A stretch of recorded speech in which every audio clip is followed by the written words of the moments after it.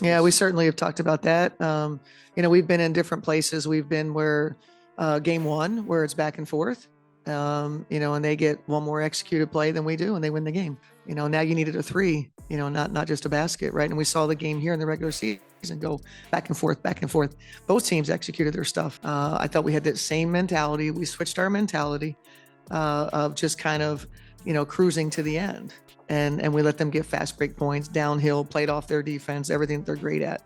Did Cheryl Reeve cross a line? The Lynx coach barged into the Suns' locker room after a tough loss, and now everyone's talking. But here's the real question. Is this just playoff intensity or something more? Let's dive into what really happened and why it matters. Do you believe that Reeve lost that game? Rethink your thoughts. The matchup between the Sun and Lynx is comparable to a pressure cooker that has been brewing for years. And right now, it's about to blow up. Allow me to explain it to you. There's more going on between the Lynx and Sun than simply hoops. They are enfeebling the court. We're similar in terms of the outcomes of the games, the score. It's we're closely matched, but we could not be more different, I think. Matches up well with what we're good at, as you guys have written about, and it's been talked about, even New York series, last year, that teams that shoot threes and spread you out, that's us. I'm really pleased about that. So I think there's more differences than there are similarities. But we're closely matched in terms of outcomes. Games throughout the regular season had the feel of Game 7 of the finals because of the tremendous history between these clubs. We are discussing two defensive juggernauts that have been competing for several seasons. Every possession seems like a war, and every point has double the value. Recall those previous year's playoff matches? Yes, those were not idle chatter. Both squads were left bloodied and injured after these intense fights. The level of physicality is extraordinary. Players are fighting through screens, diving for dropped balls, and contesting every shot as if their lives depended on it. Although the basketball is lovely, there will undoubtedly be stress because of it. Take up the role of Cheryl Reeve now. You're a successful coach with a solid reputation. You are captain of the USA women's national team and have won championships. The strain is already extreme. After that, you find yourself in a series where every item seems to have the potential to make or ruin your season. Even the most composed minds can get hot under that type of pressure. The worst part, though, is that the Lynx haven't advanced past the playoffs since 2020. That must hurt for a squad and coach accustomed to winning. After that victory, when will Alyssa Thomas start to show off? It's similar like striking a match in a gasoline-filled room. Whoa! Reeve snaps. One must wonder what effect this has on the Lynx as a unit.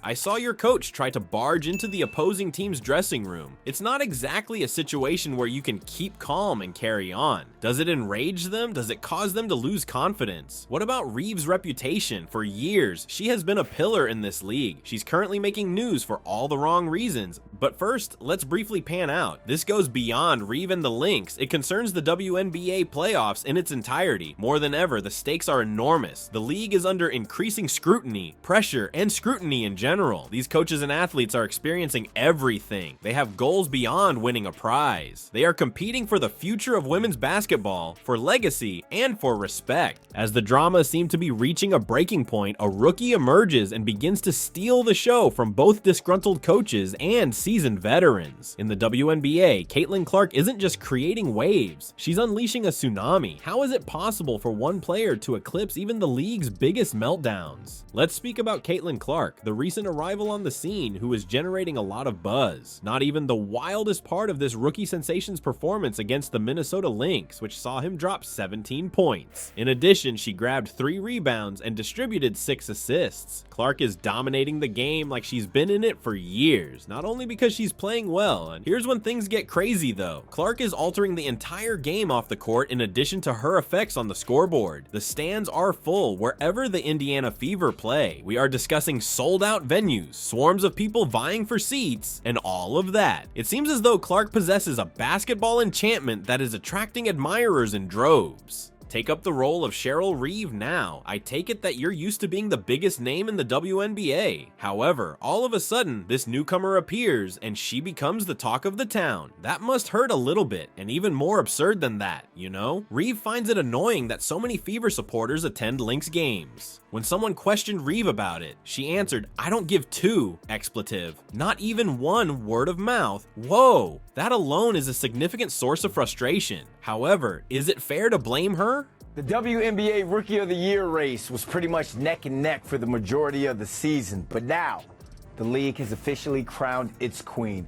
Caitlin Clark is your 2024 WNBA Kia Rookie of the Year. My girl averaged 19.2 points a game, 5.7 rebounds, and led the league with 8.4 assists per game, and that made her the first rookie to ever lead the W in that category. And I mentioned the Rookie of the Year race being tight throughout the season, but she ended up with 66 votes from a national panel of 67 sports writers and broadcasters. Reeve feels as though Clark's popularity is gaining ground on him. The truth is that Clark is useful for more than simply the Fever. She benefits the entire WNBA.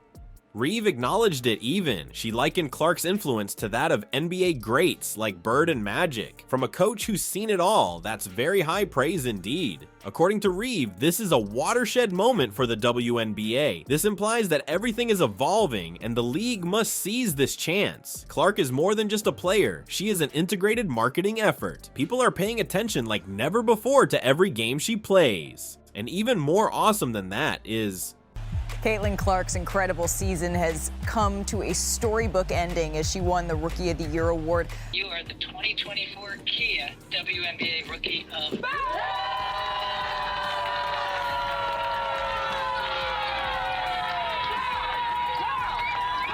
Caitlin Clark's rookie season, it was a show. Her 769 points set a new rookie record, passing Hall of Famer Simone Augustus from her debut campaign. Clark isn't allowing her to become the center of attention. She was all about the fans after that huge victory over the Lynx. She stated, "There were a lot of Fever fans. The city supports women's basketball. It is this mentality that elevates competent athletes to the status of legends." You believe that Clark is the only one causing a stir? Rethink your thoughts. A wave of change is washing over the WNBA, and not everyone is prepared to ride it. What happens when emerging stars and seasoned veterans clash? The entire league is agog over the response. Let's discuss how WNBA players like Angel Reese and Caitlin Clark are completely changing the game. These newcomers aren't just competent, they're revolutionary. They are drawing large crowds, packing arenas, and igniting a passion for women's basketball that has never existed before. It's absurd. Here's when things get crazy though. All of this focus on the new children, not everyone finds it agreeable. Consider yourself a seasoned coach who has won titles and left a lasting legacy in the league. All of a sudden, the rookie who just showed up is the topic of conversation for everyone. That must hurt, doesn't it? That's precisely what's going on with the Minnesota Lynx and Cheryl Reeve. Reeve observes her home games filling up with supporters dressed in the colors of the other team. You are aware of what she mentioned regarding it? It's not like she gives two expletive. Hurt. That alone is a significant source of frustration. However, Reeve is scared as well as angry. She is referring to this as a watershed moment in WNBA history. This indicates that things are changing quickly. The league must make up ground or risk falling behind. These days, it's more than simply the game. It's all about marketing, social media, and fan interaction.